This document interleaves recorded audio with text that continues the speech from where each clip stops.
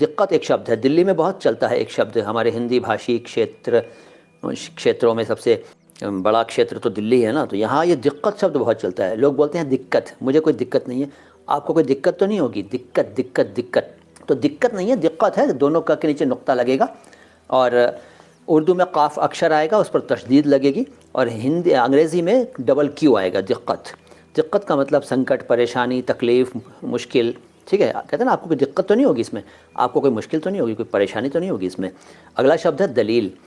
دقت بھی عربی کا ہے، اور دلیل اور دلال بھی عربی کا ہے. دو شبد ایک ساتھ لے لیے میں نے. دلال کا مطلب آپ جانتے ہیں، ایجنٹ کو بھی دلال کہتے ہیں، اور جو بچولیا ہوتا ہے کئی بار اس کو بھی دلال کہتے ہیں. تو دلال، دلیل. اور دلیل الگ شبد ہے. دلیل کہتے ہیں نا تمہارے پاس کیا دلیل ہے اس بات کی.